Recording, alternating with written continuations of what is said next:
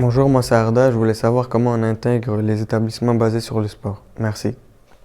Salut Arda, moi c'est Bakary. Et du coup, pour répondre à ta question, moi actuellement je suis en formation BPGEPS APT. C'est une formation qui me permet d'intervenir auprès de tout public, que ce soit les seniors, les enfants ou les adolescents.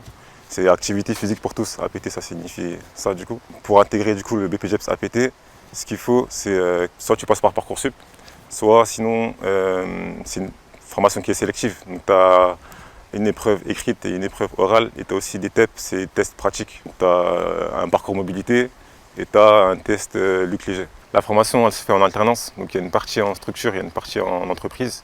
Et justement, quand tu seras amené à travailler en entreprise, ce qu'il faut, c'est aimer le social, aimer animer, aimer encadrer.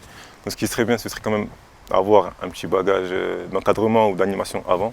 Donc je pense au BAFA par exemple ou autre. En tout cas, n'hésite pas à avoir des activités extrascolaires, ça va vraiment t'apporter une plus-value dans la formation. Et enfin, pour terminer, dans cette formation, on est rémunéré et c'est en fonction de ton âge.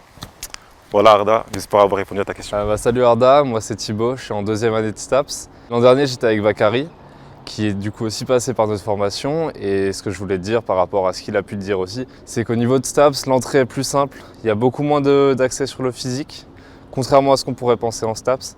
C'est énormément de théorie. Le niveau physique il va impacter ton volume horaire de cours, ça va te demander un certain effort.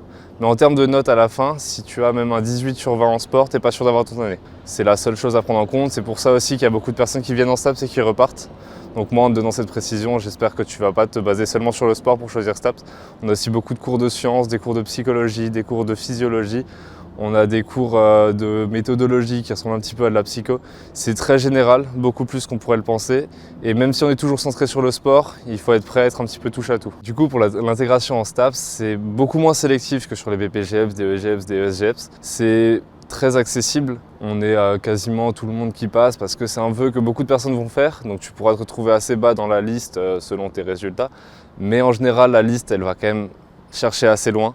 Donc n'aie pas peur si tu te retrouves 500 millième, tu auras quand même une chance de passer. Par contre, il va falloir t'accrocher après et rester fort, notamment physiquement pour pouvoir suivre tous tes cours à côté.